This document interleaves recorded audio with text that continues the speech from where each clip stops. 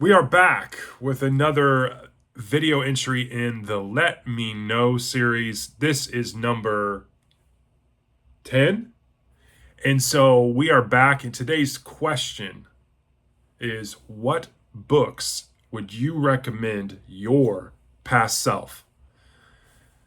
That's a pretty broad question. So what I've done, and you feel free to piggyback, steal, morph, evolve it to whatever maybe is interest you, is I've thought about my past self. Being in my 40s, I thought, how do I want to do this? So I created three buckets: my teens, my 20s, my 30s. Those are my three buckets. And so I have some examples of books that I think would have been a big hit if I would have taken the dive into in these various decades of my life. And so in my teens, I recommend Westerns. I wish I would have dived into Westerns at a younger age. I think they're very accessible. They're straightforward reading. It's Americana.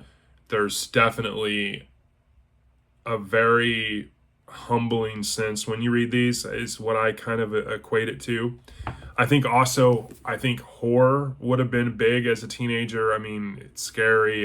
That's going to excite a teenager. And I think short stories would have been, believe it or not, short stories may have been a huge draw for me as a teenager as well, because you kind of consume it in a serial fashion because you're taking little bits and chunks. And I think with the attention span as a teenager, I think that would have been more accessible for me. Then we get into our 20s. I think thrillers would have been huge as a 20-year-old. I think obviously now I'm starting to realize, there's a lot when it comes to books.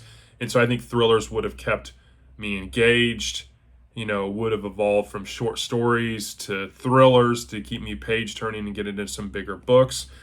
And then I think I would have branched out probably into the sci-fi and sci-fi thriller kind of hybrid. And I think some classic sci-fi and some hybrid sci-fi thrillers would have been up my alley.